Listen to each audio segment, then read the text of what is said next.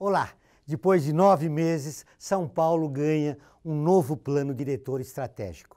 Um conjunto de diretrizes para orientar as transformações da cidade pelos próximos 16 anos. O que muda para o cidadão? Por que o plano é importante na vida urbana? Que interesses ele afeta? Quem ajuda a responder é o urbanista Walter Caldana, diretor da Faculdade de Arquitetura e Urbanismo da Universidade Mackenzie. Está no ar o Observatório do Terceiro Setor, o olhar da cidadania.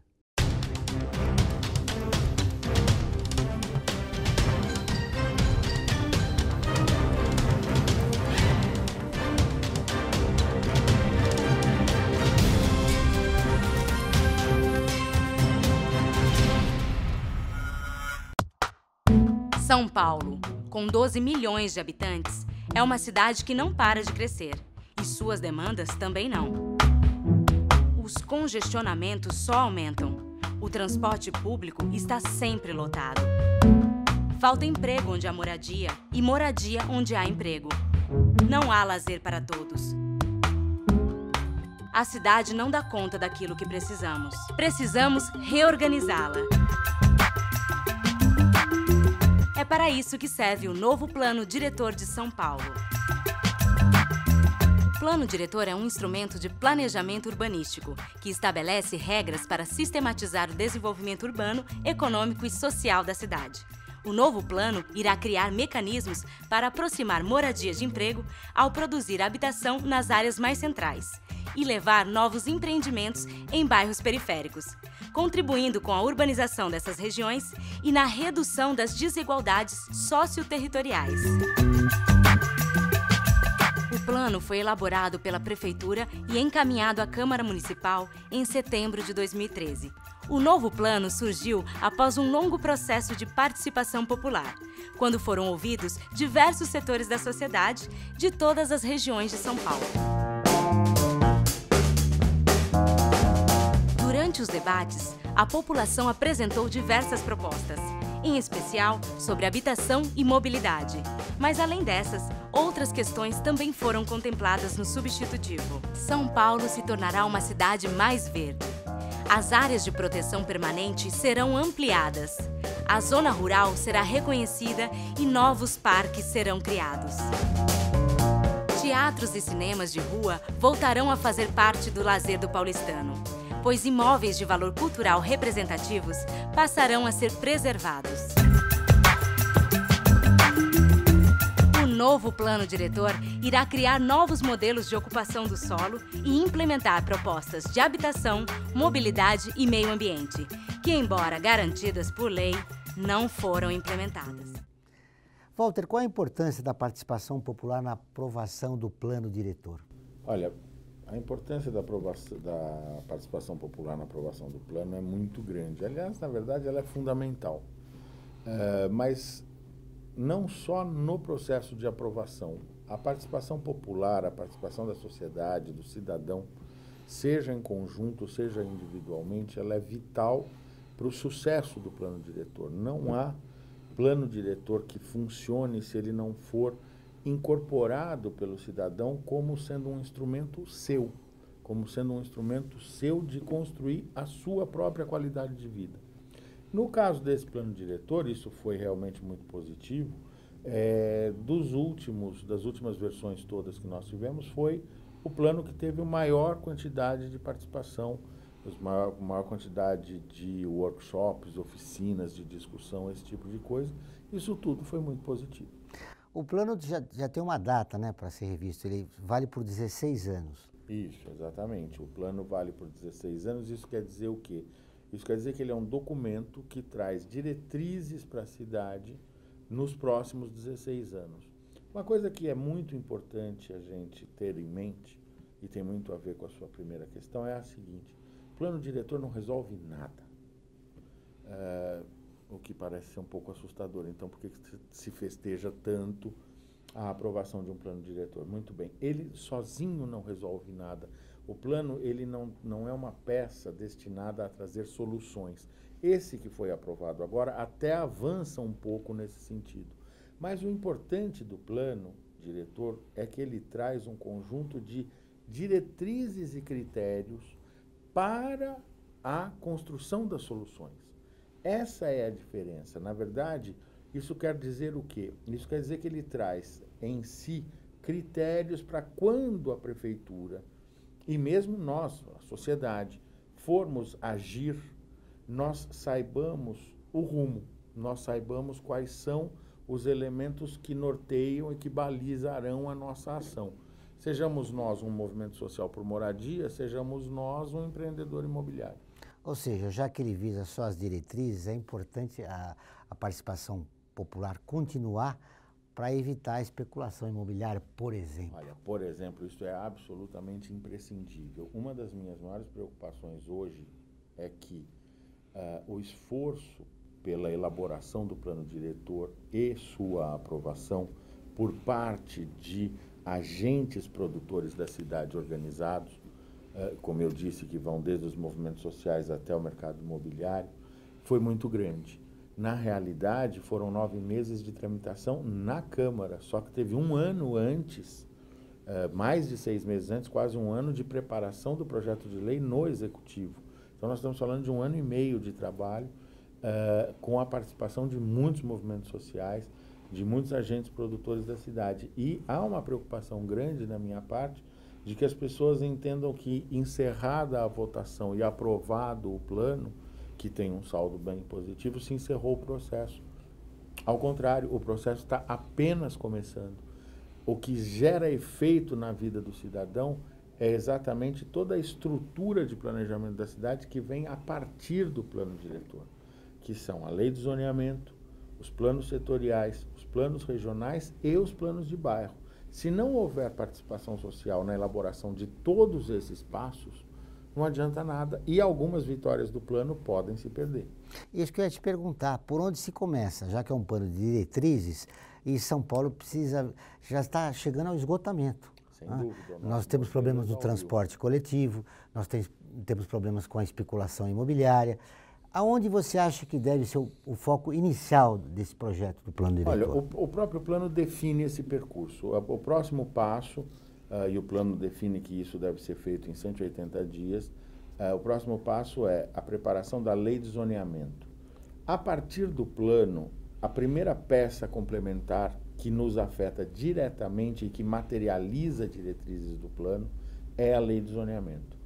O plano diz que a prefeitura tem que entregar à lei de zoneamento um projeto na Câmara em 180 dias, ou seja, até o fim de janeiro. E a Câmara deverá gastar o primeiro semestre do ano que vem para discutir e votar a lei de zoneamento. Muito bem. É imprescindível a participação popular nesse processo, tanto agora, nesses próximos 6 meses, na elaboração do projeto inicial, quanto depois na discussão da Câmara. Por quê? Porque a lei de zoneamento, como eu disse, é o primeiro instrumento de materialização das ideias do plano diretor. As ideias que estão dentro do plano diretor são genéricas e são generalistas. São Paulo não é uma cidade genérica. São Paulo tem lugares reais. São Paulo é uma cidade real.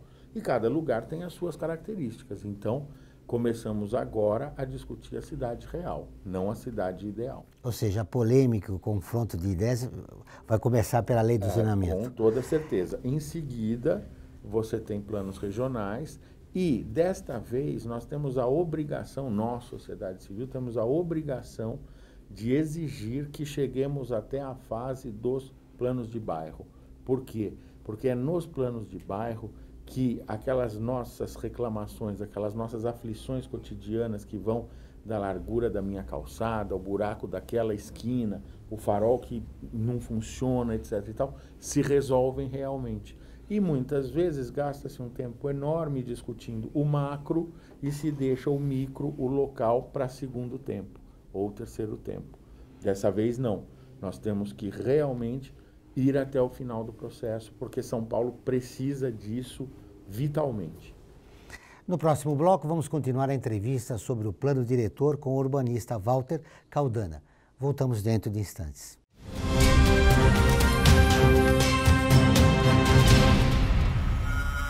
A FUNASP colabora com a USP nas relações entre fundações por meio de fóruns, simpósios, seminários, pesquisas e intercâmbio de informações, além do seu investimento na área social. Para melhores informações, entre no nosso site www.funasp.org.br. Funasp, um marco entre o universo acadêmico e a sociedade.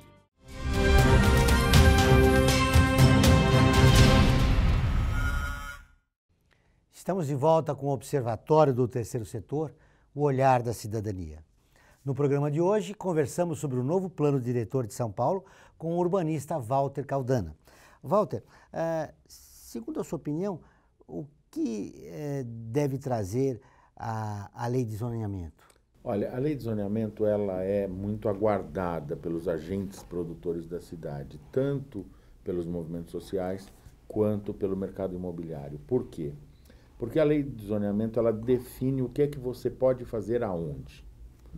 Então, esse é talvez o aspecto dela mais chamativo, porque você tem um terreno, você quer saber se você pode fazer uma vez, 2 vezes, 3 vezes ou 4 vezes a área do seu terreno. Isso implica em quanto ele vale. Mas a lei de zoneamento tem uma outra característica. Ao dizer o quanto pode fazer, ela diz junto o que pode fazer. E hoje, para resolver, por exemplo, o problema de trânsito na cidade de São Paulo, só tem um caminho de solução: diminuir o número de viagens. Para diminuir o número de viagens, você tem que ter atividades múltiplas na cidade inteira. A cidade tem que ser de uso misto, para ter habitação e moradia próximos, para eu ter que me deslocar menos. E quem define isso é o zoneamento. Então, o que ele tem que trazer? Ele tem que trazer em si uma visão menos burocrática da cidade, menos mercantilista da cidade e uma visão muito mais espacial da cidade que exatamente priorize o uso do solo muito mais do que as questões mercantis do solo. Isso é muito importante na tua fala, porque São Paulo teve um crescimento desordenado nas últimas décadas, sobretudo por causa da especulação imobiliária. Exato. Na verdade, uma coisa que eu gosto de dizer sobre isso são 2 coisas importantes. A primeira é que nós nos habituamos a ver São Paulo como uma cidade que cresceu desordenadamente. É uma falsa ideia, é quase uma lenda urbana. São Paulo foi rigorosamente planejada para ser como é. Eu acho que isso é uma questão que a gente precisa ficar atento para conseguir transformar a cidade. A segunda questão é que o mercado imobiliário, é claro que dentro dele haverá especuladores, e há. Mas o mercado imobiliário, por sua vez, não é composto apenas de especuladores. E o mercado ele tem 2 lados. Ele tem o produtor e ele tem o comprador. Quem é o comprador? Somos nós. Também costumo dizer o seguinte: em 20 anos nós aprendemos a comprar carro. E a gente ainda não aprendeu a comprar imóvel. A gente ainda compra imóvel sem preocupações básicas com as questões urbanísticas, com as questões de ambiente, com as questões, enfim, tantas outras questões. O zoneamento, associado ao plano diretor, poderá nos facilitar a vida, nos reeducando sobre como construir e usar a cidade. Muito bem, o plano diretor tem outras novidades. A concentração de prédios altos na cidade, hoje dispensa, ela será ordenada, né? Isso, exatamente. Na verdade, o plano diretor ele prevê que o adensamento, que se coloque mais gente nos eixos onde você tenha eixos de infraestrutura, sobretudo infraestrutura de transporte, mas não apenas. Água, luz, esgoto, educação, saúde, segurança, enfim. Desta forma, torna a cidade mais compacta, ou seja, mais gente por metro quadrado, e com isso torna a cidade mais econômica. São Paulo hoje, as grandes diferenças e o fato do modelo de urbanização de São Paulo nos últimos 40 anos ser disperso como uma mancha de óleo que vai se espalhando, torna a cidade muito cara. E muito cara para todo mundo. Ela torna a cidade cara para a elite e torna a cidade cara para aqueles que são excluídos da cidade também. Ou seja, os desequilíbrios de São Paulo tornam a nossa vida difícil e cara. Então nós temos que mexer nisso. Quando nós tivemos um crescimento ordenado, como você está dizendo com esse novo plano diretor, então é possível, o custo de vida na cidade deve cair? Olha, apesar de muita gente estar dizendo que vão subir os preços do mercado imobiliário, o custo geral da cidade deve cair. Na medida em que nos próximos anos a gente tenha menos deslocamentos, uma descentralização do desenvolvimento econômico e a diferença entre as classes de ocupação da cidade diminua, você tem custos menores. Ô Walter, continuando com as novidades aqui do plano diretor, limite de vagas nas garagens dos prédios. Nossa, nas últimas décadas, sempre que você queria comprar um apartamento, se ele tivesse 2 ou 3 garagens. Né? Esse limite significa o quê? Olha, esse limite significa a ponta de um iceberg. Na verdade, esse limite significa que esse plano diretor está tentando mudar o modelo de urbanização da cidade e tentando dizer o seguinte para a sociedade: não dá para construir uma cidade para o automóvel. Chegou a hora de construir uma cidade para o cidadão. Nós já tivemos uma cidade para o cidadão. Até a década de 50, até a década de 60, início da década de 60, São Paulo era uma cidade do cidadão. Essa questão do uso misto, fachada ativa, como o plano fala, na verdade o que o plano está fazendo é tentando resgatar uma cidade que nós já tivemos. Uma cidade com menos muro, mais inclusiva, uma cidade onde todos se encontram, onde árabes e judeus têm loja na mesma rua. Mas, de qualquer maneira, o que acontece? Voltando à questão das vagas, então ela sinaliza, é quase um símbolo para dizer o seguinte: a cidade não pode mais ser do automóvel, a cidade é do cidadão. Hoje, uma vaga de garagem ocupa para um automóvel 25 metros quadrados, o quarto do seu filho 12. Então veja, quem que é mais importante, não é? Claro. E essa inversão é que nós precisamos combater. Não o plano diretor não fez mais que a obrigação de registrar essa necessidade. Quem tem que combater isso somos nós. Nós temos que mudar a forma como nós nos apropriamos da cidade. O plano diretor é um instrumento nosso, a nosso favor, para nós conseguirmos fazer isso. Você sugere também que algumas políticas públicas devem serem realizadas para conscientizar a população dessa mudança cultural importante? Indiscutivelmente. Nós temos um problema enorme de comunicação entre o poder público e a sociedade. Muitas vezes esse problema de comunicação nos leva a caminhos opostos, a sociedade indo para um lado e o poder público indo por outro. Uma das medidas mais importantes adotadas recentemente em São Paulo foi a eleição dos conselhos participativos nas subprefeituras, que vão ter um papel agora fundamental na regulamentação do plano diretor. Isso é muito importante. Outra coisa que é muito importante é nós percebermos que a cidade, nós estamos acostumados a enxergar a cidade como palco, como cenário, e o cenário fixo, e da vida humana e da vida urbana. A cidade, ela não é palco, e ela não é neutra. A cidade define a nossa vida. Dependendo de onde eu moro, eu posso dormir 1 hora a mais ou a menos. Eu posso chegar em casa 1 hora a mais ou 1 hora a menos para namorar, para ficar com meu filho, para chutar o cachorro ou para estudar e melhorar de vida. Seja como for, a cidade é parceira, ela é agente. Quando você trata mal a cidade, ela te trata mal. E é o que tem acontecido em São Paulo. Quando começou esse novo olhar na cidade de São Paulo? Depois do intervalo, nós vamos falar sobre o plano diretor. Até já.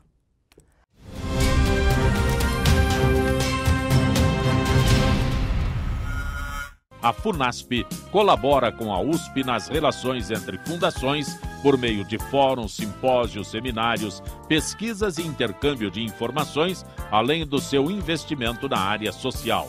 Para melhores informações, entre no nosso site www.funasp.org.br. FUNASP, um marco entre o universo acadêmico e a sociedade.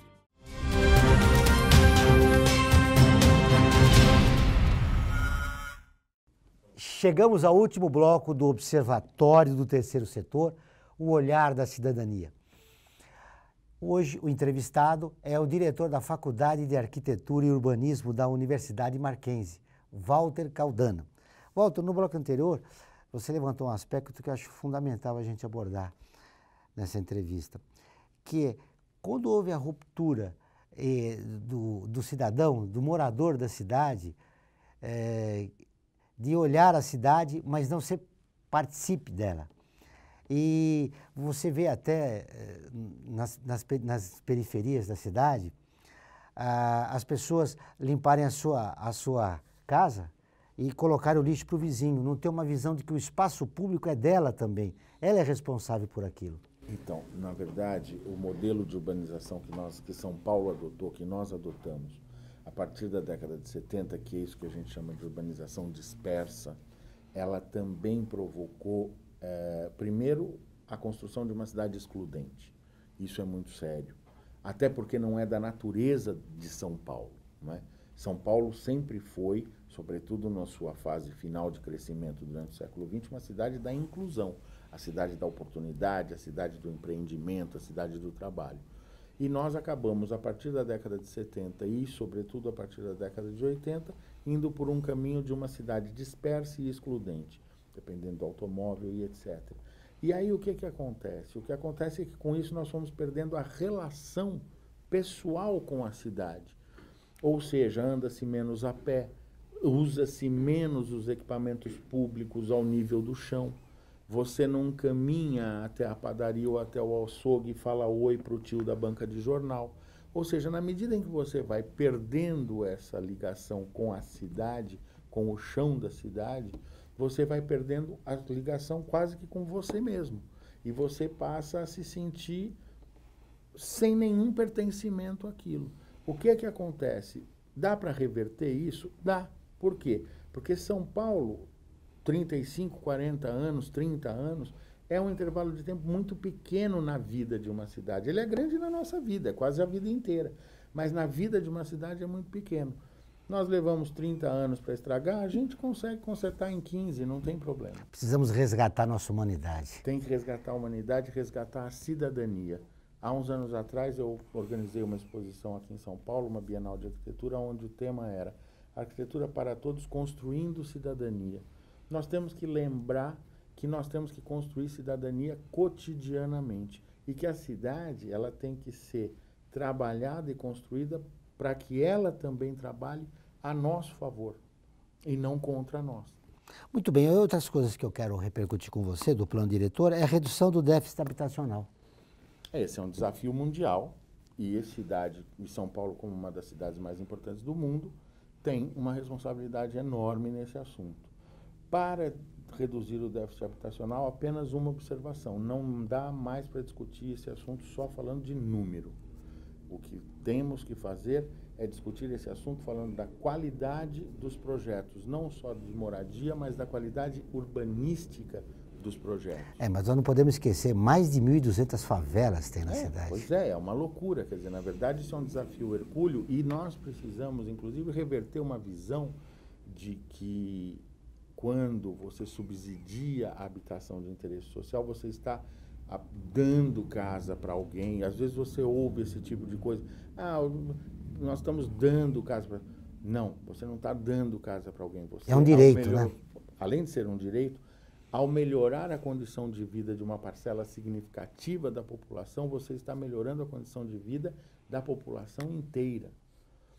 Essa consciência de que a cidade é um sistema, é um castelo de cartas ultra sensível, que se um pedaço não funciona, os outros caem junto, é que nós temos que adquirir cada vez mais.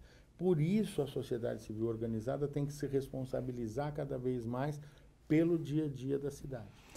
Nesse aspecto, não existe um apartheid na cidade, Walter? Enorme. Entre ricos e pobres? Enorme, enorme. Em São Paulo, isso acaba sendo, de certa forma, eu não diria que minimizado, mas escondido, porque a nossa geomorfologia, ou seja, a nossa topografia, coloca pobres, em geral, na periferia e as populações mais abastadas e mais ricas em situações centrais.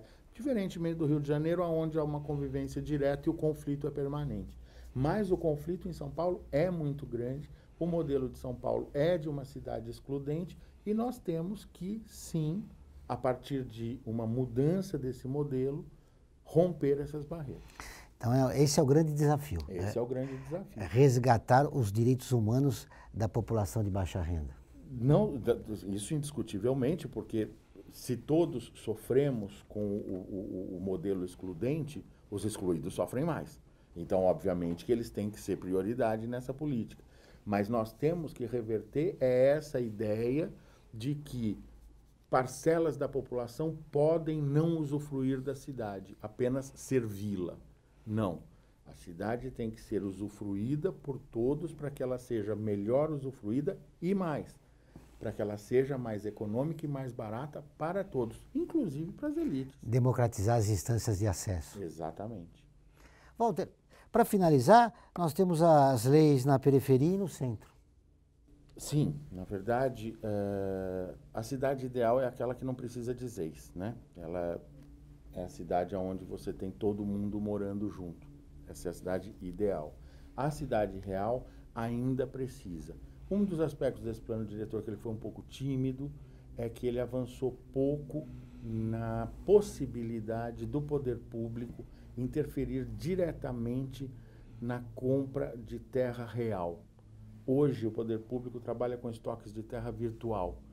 O zoneamento, a possibilidade de construir um pouco a mais, um pouco a menos, aquela coisa, uma série de mecanismos.